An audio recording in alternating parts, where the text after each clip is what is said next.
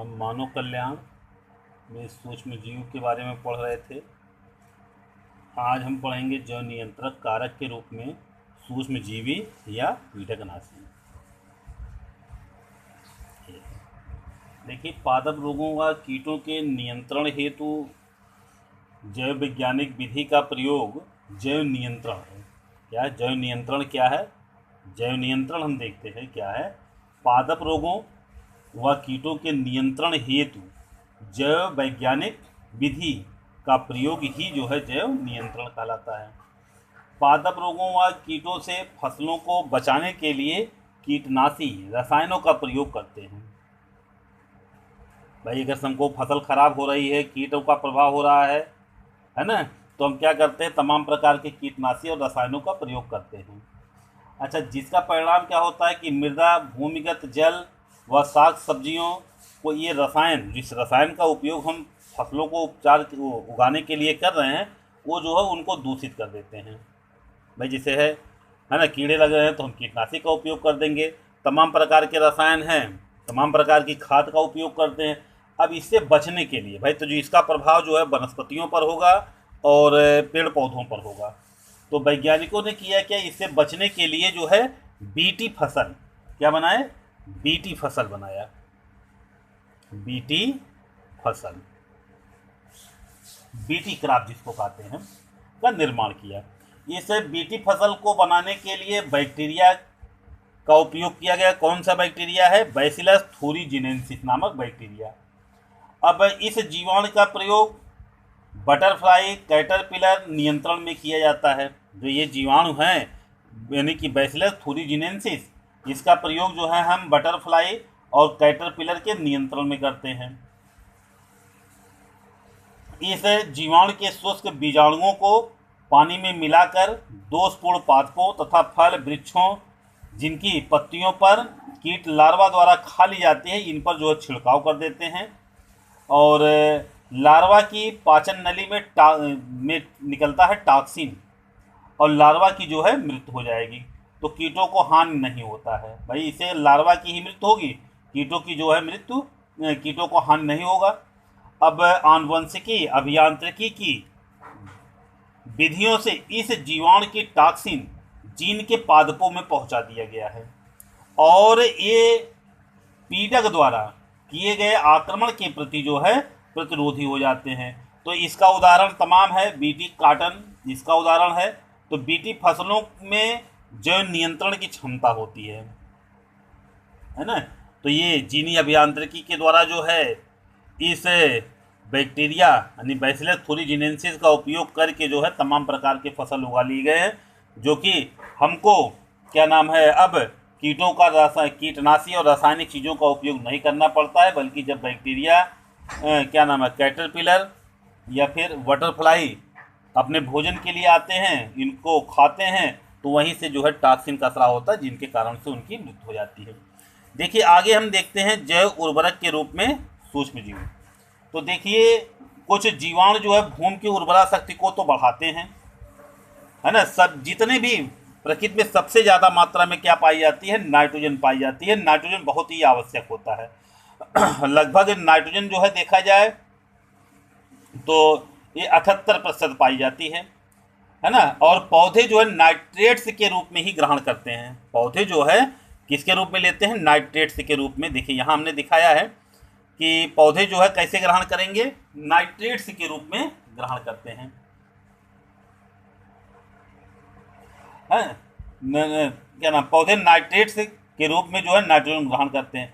अच्छा, पृथ्वी में नाइट्रेट्स जो है कैसे बनता है? अब इसको हम इस चक्र के द्वारा हम समझते हैं। सबसे पहले हम देखते हैं नाइट्रीकारक जीवाणुओं के द्वारा, जिसको हम कहते हैं नाइट्रीफाइंग बैक्टीरिया। क्या कहते हैं? Nitrifying bacteria. देखिए, यहाँ पर है नाइट्रीफाइंग बैक्टीरिया। ये जीवाणु जो है अमोनिया की नाइट्रोजन को ऑक्सीकृत करके जो है नाइट्राइट, जो अमोनिया है, इस अमोनिया के नाइट्रोजन को जो है ये क्या करते हैं? ऑक्सीकृत करके जो है नाइट्राइट में बदल देते हैं। अब इसको बदलने के लिए जो है क्या पाए जाते हैं? नाइट्रोसोकोकस। देखिए, यहाँ पर दिया गया है नाइट्रीफाइंग बैक्टीरिया, नाइट्रोसोकोकस और नाइट्रोसोमोनास ये कुछ जीवाणुओं को जो है किसमें परिवर्तित करेंगे, नाइट्राइट के, कुछ जीवाणुओं को जो है ये नाइट्राइट यौगिकों को फिर ऑक्सीकृत करके जो है ये नाइट्रेट इसके रूप में ऑक्सीकृत कर देंगे और फिर इसको कहाँ पर पहुँचाएंगे, ये नाइट्रेट्स के रूप में बदल देते हैं। अब देखिए यहाँ पर इनको बदलने के लिए यहाँ पर जो दिया गया है नाइट्रीफाइंग बैक्टीरिया, ये क्या है, नाइट्रोबैक्टर है। क्या है, नाइट्रोबैक्टर। अच्छा, इन क्रियाओं में जो मुक्त ऊर्जा है जीवाणुओं के रासायनिक संश्लेषण के उपयोग में ले ली जाती है। ठीक है, अब जो ये नाइट्राइट्स है, ये नाइट्राइट्स जो है इसको कौन ग्रहण करेंगे, देखिए इसका जो सॉइल में मृदा में नाइट्राइट्स पाई जाती है इसको पेड़ पौधे ग्रहण करते हैं, एब्जॉर्ब करते हैं। ठीक है, अब पेड़ पौधे देखिए इस पौधे से कहाँ पर आएगा, पौधे से जो भाई पौधे तो भूमि से ग्रहण कर लेंगे लेकिन जंतु भूमि से नहीं ग्रहण करते, ये पौधे से भोजन के रूप में लेते हैं। देखिए दिया गया in the form of food, food के रूप में जो है इनको ग्रहण कर लेंगे, ग्रहण करेंगे और कहाँ जाएगा, ये जंतुओं में पहुँच आया। अब जंतुओं की जब क्या हो जाए, जंतुओं की जब मृत्यु हो जाएगी, देखिए दिया है डीके, यानी कि जब क्या हो जाएगी, DK of animal bodies and जब इनकी क्या हो जाएगी, इनकी मृत्यु हो जाएगी तो इनका विघटन होगा।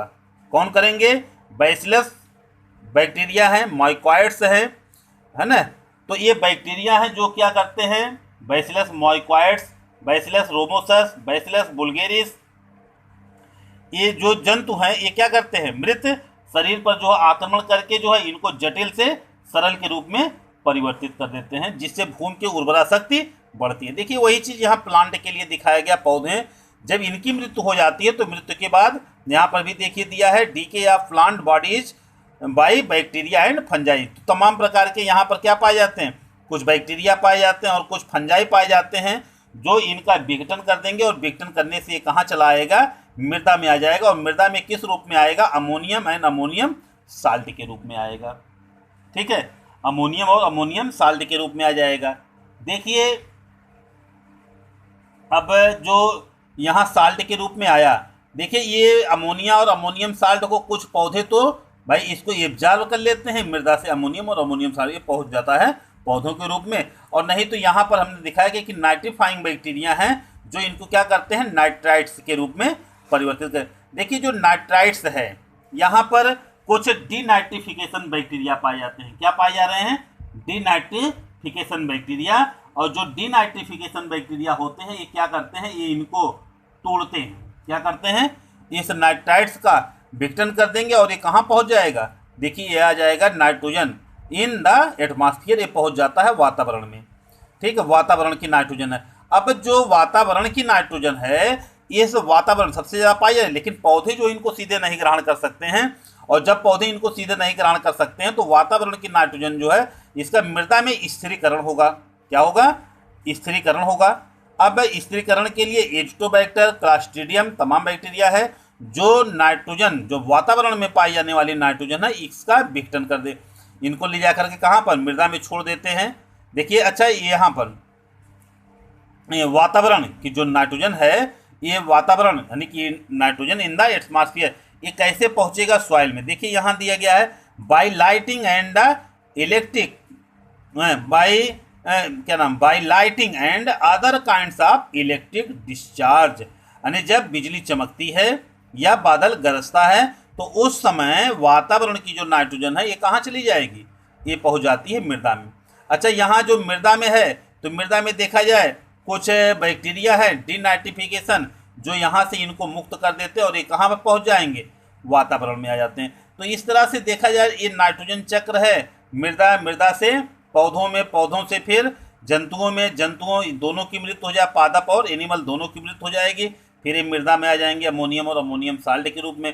कुछ पौधे तो इनको ग्रहण कर लेते हैं, नहीं तो यहाँ पर नाइट्रिफिकेशन बैक्टीरिया जो है इनको नाइट्राइट्स के रूप में, और फिर इनको नाइट्राइट्स से फिर कहाँ पर, नाइट्रेट्स के रूप में मुक्त कर दे। तो ये चक्र जो है हमेशा चलता रहता है, जिनके कारण से वातावरण में जो है नाइट्रोजन का अस्तित्व बना हुआ है। ठीक है, देखिए कुछ अब हम लोग आगे पढ़ते हैं। अगला एक और है, इसमें है जैव अनुसंधानों में सूक्ष्म जीव। देखिए ईस्ट तथा न्यूरोस्पोरा कवकों का उपयोग कौन कौन से हैं? ईस्ट जैवीय अनुसंधानों में,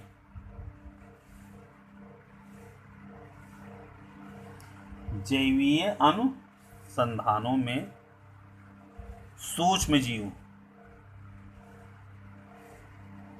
ये है ना। देखिए कौन कौन से हैं? ईस्ट तथा न्यूरोस्पोरा, ईस्ट तथा न्यूरोस्पोरा। इस कवक का उपयोग जो है आनुवंशिक अनुसंधानों में एक प्रयोगी पदार्थ के रूप में किया जाता है। एक कोश का शैवाल क्लोरेला का उपयोग जो है प्रकाश संश्लेषण में करते हैं। किसका? क्लोरेला। एक कोश की शैवाल है क्लोरेला, जिसका उपयोग जो है प्रकाश संश्लेषण की क्रिया में करते हैं। ठीक है, तो ये है जैवीय अनुसंधानों के रूप में ईस्ट तथा न्यूरोस्पोरा का उपयोग करते हैं। और प्रकाश संश्लेषण, एक कोश की शैवाल जो क्लोरेला है, इसका उपयोग जो हम कहाँ पर करते हैं? प्रकाश संश्लेषण प्रयोग में करते हैं। जब प्रकाश संश्लेषण का कोई भी प्रयोग किया जाएगा तो उसमें जो हम किसका उपयोग करेंगे? क्लोरेला का उपयोग करते हैं। ठीक है, तो ये चैप्टर समाप्त हो, अगले दिन।